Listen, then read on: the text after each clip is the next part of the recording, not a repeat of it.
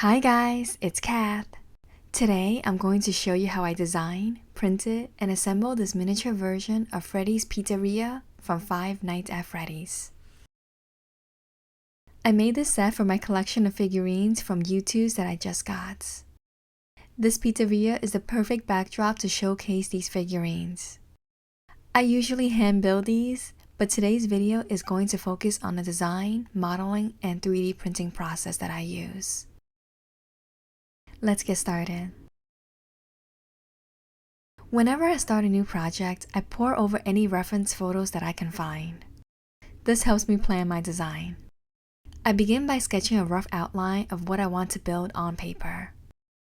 This gives me an idea of the overall look and the main features of the build. It also helps me get a visual of the colors I'll need and the size that I want. I focus in on the main features that capture the essence and character of the set. That includes the sign, the awning with lights, the bright roof, and the checkerboard pattern on the front. Since I know I want to add lights to this building, this is the step where I plan how to add it. Since I'll be using this to stage the figurines, I make sure to scale it to the appropriate size. Once I have the outline of the build laid out, it's time to start the actual modeling process. I'm using Tinkercad here, which is free and super easy to use. Since this building structure is made up of mostly rectangles, it's easy enough to do in Tinkercad and not require more advanced software. I start my design focusing on the front center panel. It's a rectangular prism with a cutout for a center door. Each side is a rectangular column adorned with brickwork. I'm showing you how I do this on my iPad, but you can also use any desktop computer. In fact, that might be easier. Now it's time to print this panel that we just created. I print this on my Bamboo Lab X1C because it's extremely reliable and fast. Since I'll be painting this entire pizzeria, I'm not concerned with the filament color this is printed with. I had an extra row of this red color and I just wanted to use it up, so that's what I chose. I paint this entire piece with a base layer of white acrylic paint.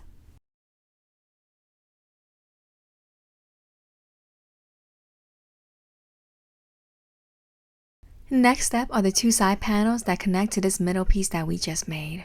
These are also just rectangular panels with a column of brick on one side. When I make models of existing structures, I analyze it for the main shapes that I see without focusing in too much on the tiny details for now. Those can be added on after we get the main shapes down. The roof is made up of flat rectangles with bands that run across one side.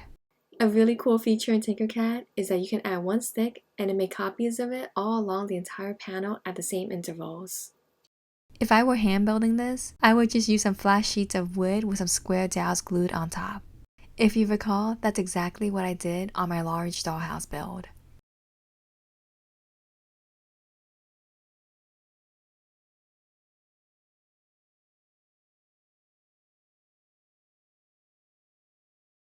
Since my printer is only so big, I print several of these panels and then glue them together. Again, don't worry about the color.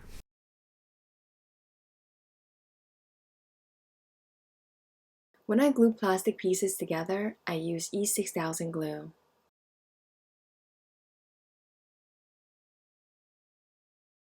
Then I glue the roof to the front panels at a 45-degree angle. I print several more of these that are shorter in height for the lower roof line.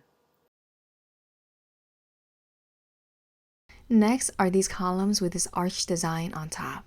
These add a lot of architectural interest to the building, but will also help hold up our roof. These pieces are even shorter and they go on the top arch of the roof line.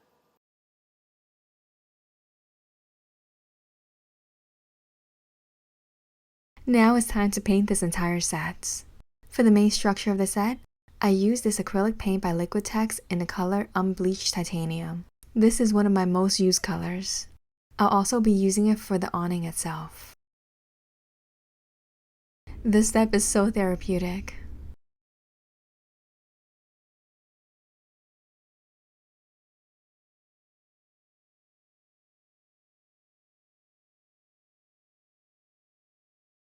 For the roof, I'm using this acrylic paint by Liquitex in the color Bright Aqua Green.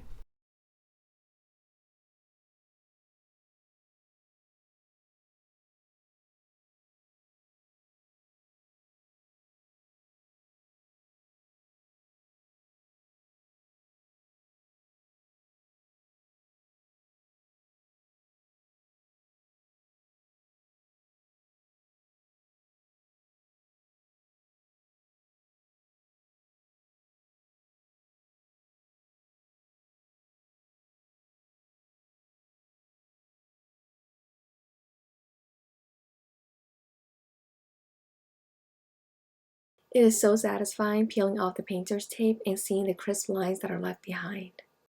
I deepened the aqua paint with a little bit of blue to paint the pyramids on the front panels. You can freehand this part, or use some masking tape to help you get crisp lines.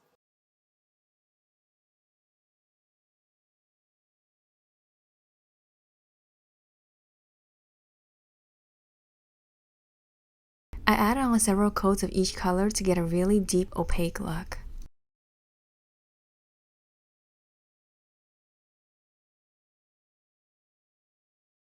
For the area on top of the awning, I'm using this acrylic paint by Arteza in the color Crimson Red. I also use this color to cover the topmost areas of the side front panels.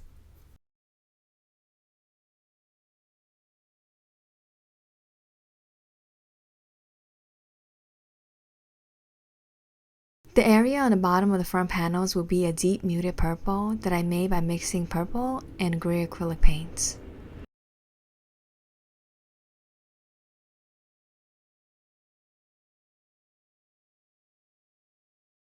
Right above the purple area, we'll need 2 rows of the iconic checkerboard pattern.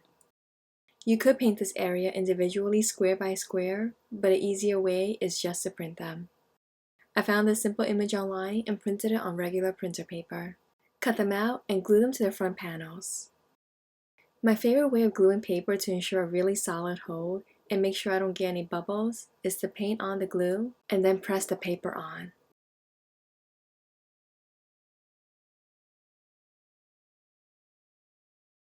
Then I add more glue on top with a paintbrush. Here are the pieces for the front doors. They look like rectangular frames because that's what they are. I printed the frame in white and the insert in clear filament. Install the insert using a drop of super glue.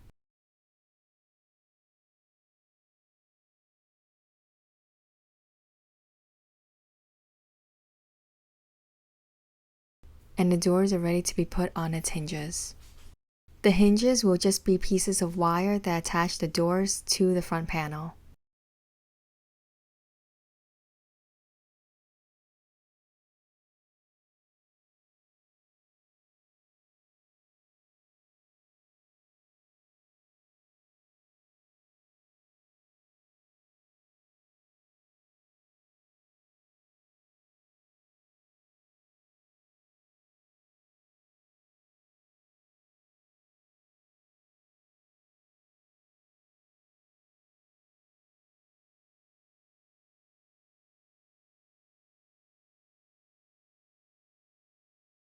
From the reference photos, the awning for this pizzeria has this rounded front and lights underneath.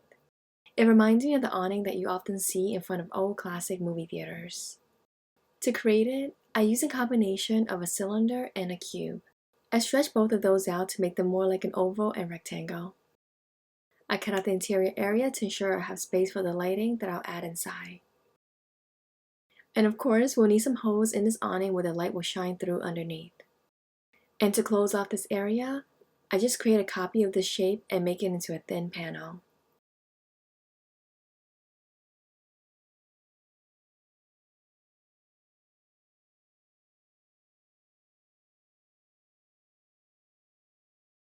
I push some eyelets into those holes to give the lights a bit more dimension.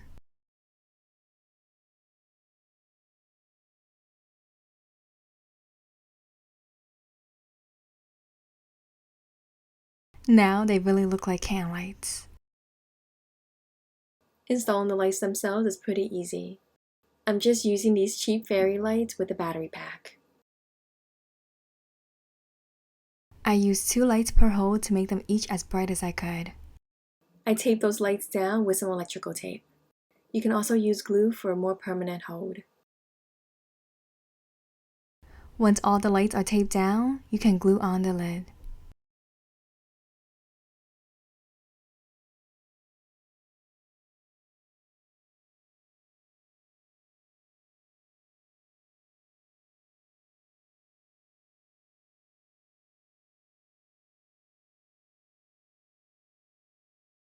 Of course, this cannot be Freddy's Pizzeria without the iconic Freddy sign. To make my life easy, I first find an image of the sign. I import this image into Photoshop and remove most of the details. I'm really just looking for the shape of the sign. Once I have that, I convert it into an SVG file that I can import back into Tinkercad. This is a really easy trick I like to use when I want an extremely close replica of what I'm designing. Just like the awning, this piece will be made up of two parts. One that has an opening where I can install the light, and then a back plate to close it off. I also made this clear insert for the inside, but this is completely optional. For the actual image that will go on top of the sign, I print out the reference picture that I used in the same scale as the plastic sign. Use a bit of glue to glue that image to the sign.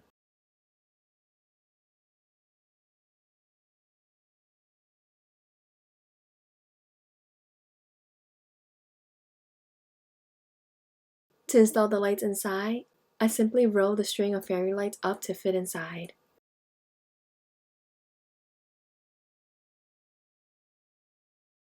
This iconic sign sits directly on top of the awning and pulls this entire set together.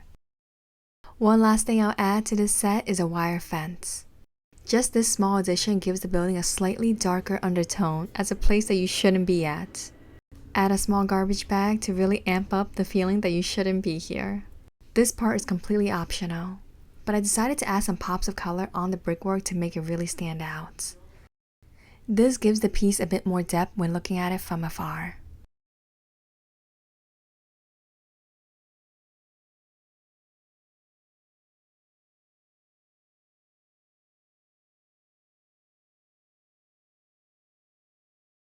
Now we can add in our figurines. We have Vanessa, Doug, Steve, and Mike.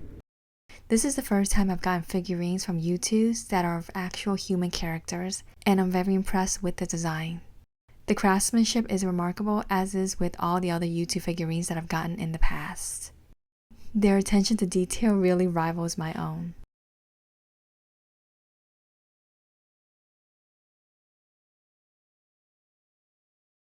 Vanessa is standing on a checkered tile floor which matches the front of our building beautifully.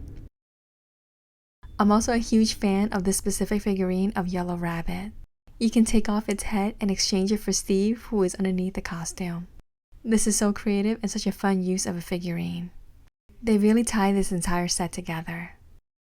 The plastic of the building and the plastic of the figurines tie together so well that you would think they came together as a set.